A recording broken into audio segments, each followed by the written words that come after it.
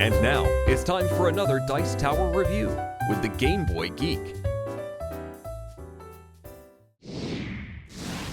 Hello my friends, it's the Game Boy Geek here. Today we're going into the future, to the year 2038, and America is completely broke. They can't borrow from anybody else, so now they're taking all of their artifacts and things of worthwhile, and they're putting it in Warehouse 51, and then you and I are going to act as people auctioning and trying to bid for these cool historic artifacts. It's an auction game with some zany special abilities and powers for 3 to 5 players. Let's take a look. I'll show you how it's played. I'll see you on the other side.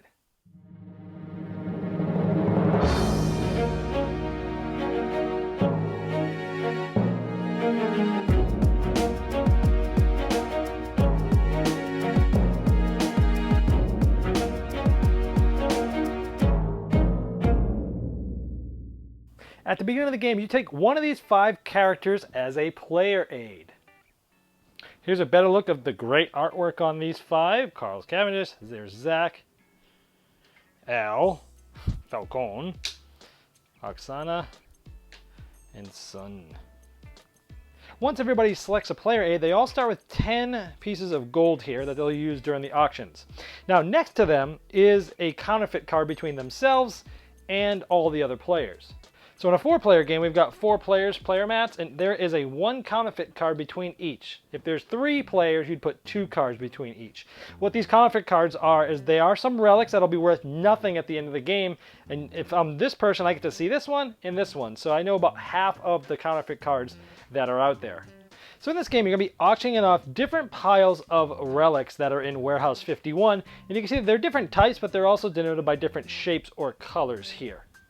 And so we can see on the player aid for the different types and or colors, it shows you how many cards or relics are in each of those decks and what's the value of the different cards. So for example, in this blue deck, there are 8. 1, 2, 3, 4, 5, 6, 7, 8.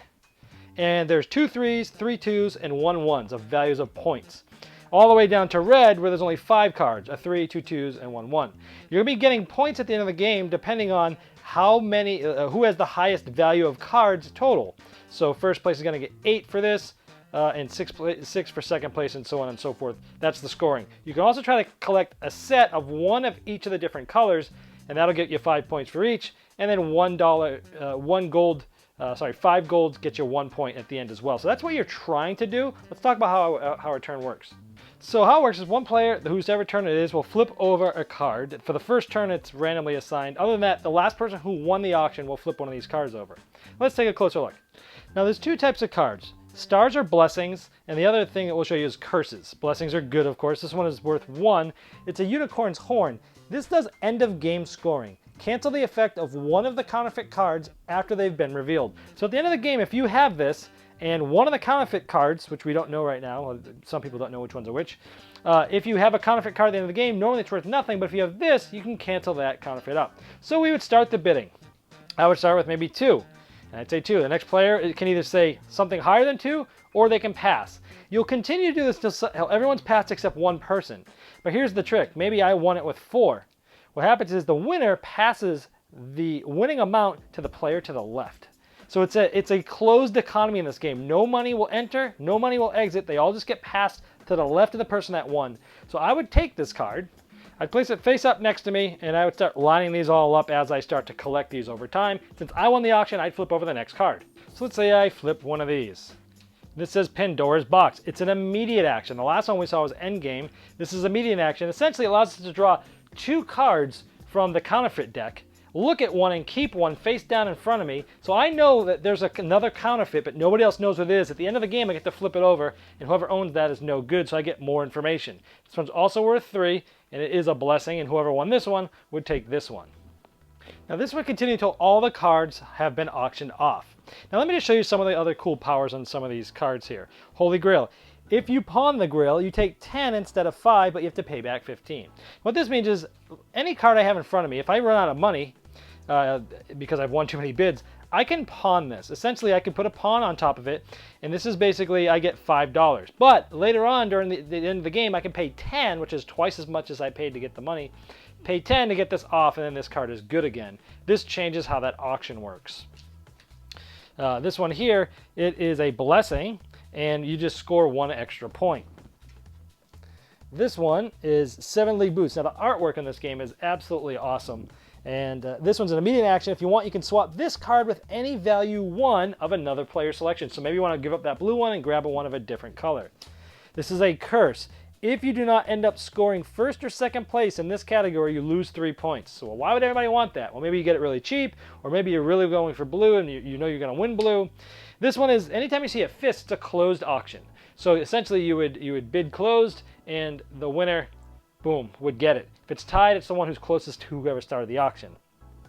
This one is, you can overbid an open auction by bidding the same amount as the previous bid. Essentially, you bid the same amount, but you're 1 ahead of them. Pretty cool.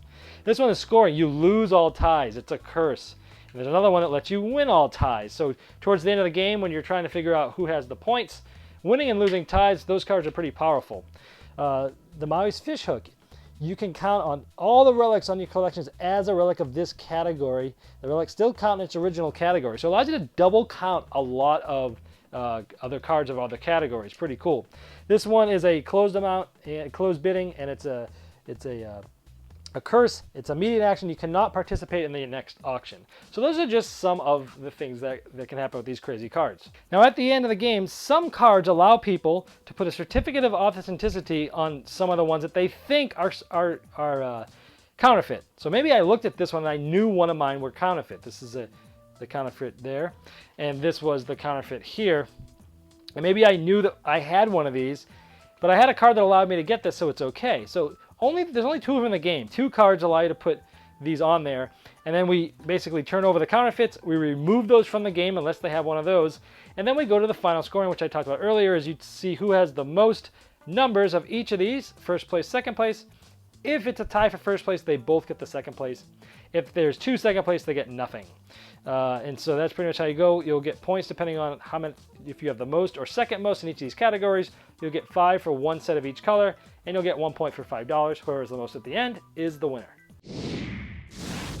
All right, I was interested in this because Bruno Faidutti is one of the designers, and he has designed a lot of great games, many of which I own and love. And the other 2 designers had recently worked on Sheriff of Nottingham, so quite a good pedigree here. I like the theme, I think it's funny, America's broke, gotta get it down. I like auction games generally, so I had really high hopes for this one. Now, I like the idea of this closed economy in this, where you're not having a whole lot of money coming in or going out of the bank a lot. You can raise some money by using the pawnbroker money, but other than that, it's pretty much a closed economy there, which I typically like that type of thing, but it can open up a little can of worms that might be a little different or weird for some people. Is when you're bidding and it comes down to just you and the player to your left, and it's like, well, if I win, I get the card, but he gets all my money, and it makes it sort of an odd thing where he's just bidding up the price just for you to give it to him, even though he may not really want it. Sometimes it portrays like a little bit of weirdness there. So that can be a little weird. The artwork in the game is great. The going after the different sets, I like how there's a different amount of cards depending on the sets that are there. That's interesting. I like the idea of that, of the counterfeit money, and the counterfeit ones, you get to see 2 of them at least. Unless you're a 3-player game, that's more than that, and you know which ones to stay away from, and you can watch what people are bidding for, and you're like, huh, he's fighting for green, and that green one came up. Maybe he knows that one is there, so maybe I shouldn't get it. And that aspect of it's cool too. But overall, it's a decent game. I didn't dislike it. I didn't love it. It's one of those games that, I enjoyed it. If you asked me to play it, I'd probably gladly play it with you. It's not one that I'm going to bring out all the time. I don't know. It seemed to, for me, there's thousands of games released every year, and this one didn't pack enough of a punch to really make a statement or grab me or make me want to play it over and over again.